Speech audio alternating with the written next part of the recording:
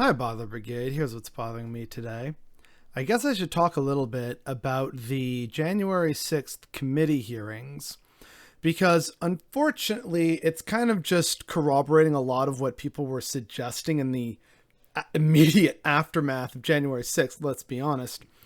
But there's also some additional and extremely concerning information that has come to light as a result of these hearings. So, by all means, we're not going to be incredibly thorough here because there is a lot, but it's very clear that multiple congressmen in the wake of January 6th were immediately seeking pardons from President Trump. And Jared Kushner said, he wasn't focused on like this other thing that people were questioning him about. He answered very honestly that he was more focused on getting pardons for people, which is very unusual. We also saw, thanks to, the jackasses in question documenting themselves, meetings between leaders of the Oath Keepers and the Proud Boys before January 6th happened. There's new footage that also shows just the terrifying anger, really, that was in that crowd that you can tell definitely was not Antifa, right? So, not that that point's going to die anytime soon, but just, some of the new video evidence really gives you the vibe that if they had found a Democrat, they would have killed them, or at the very least sent them to hospital. So that's very concerning, given the state of American democracy. Worse still, on top of all of this, Ivanka basically, according to people, sold her father. She sold him downriver or sold him upriver, whatever the proper term is. He's responded saying, no, she has no idea what she's talking about. So now he's thrown her under the proverbial bus. Everyone's kind of turning on each other. It seems like Kevin McCarthy is yet another spineless Republican. Shocker, I know. But the core problem here is that as more and more evidence comes to light about not only how close some people actually got to potentially actually pulling off a coup on January 6th.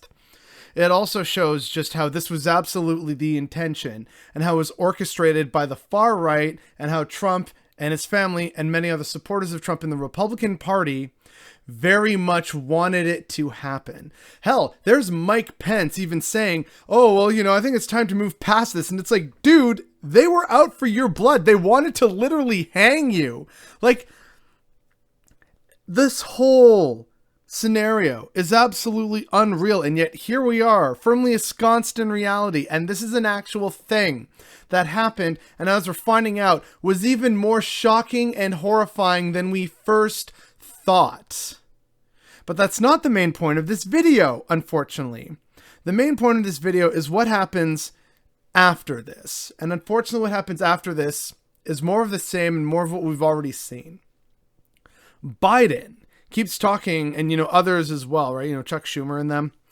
They keep talking about, no, we gotta work with these people. We gotta work with the people who wanted to overthrow democracy in the United States of America. So don't really count on much happening, I'm afraid. And unfortunately, on top of that, right? Fox News, shocker, I know, they didn't air anything about the January 6th committee.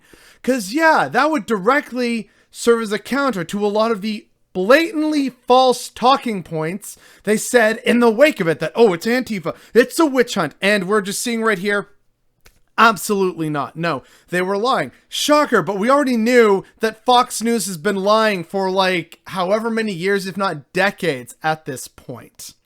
So really, it's not that, no one cares about this, right? Because clearly a lot of people care about this. Apparently, the hearings have had millions of people tuning in. It's been a very well-watched event, unfortunately.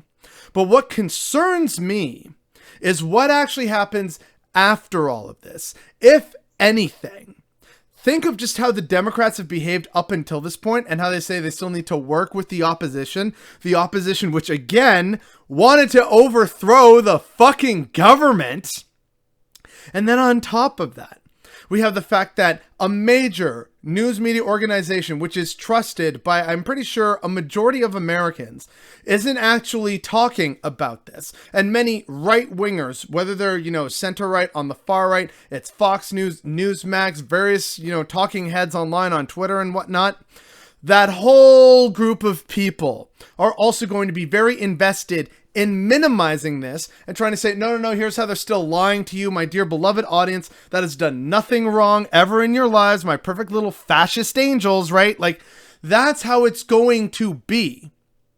So what concerns me is that while we are seeing with an unbelievable mountain of evidence that January 6th was an attempted coup d'etat in the United States of America, nothing much is going to come from this, either in terms of prosecution, people refusing to support the Republican Party, people seeing sense. It really feels like nothing of substance is going to come from this.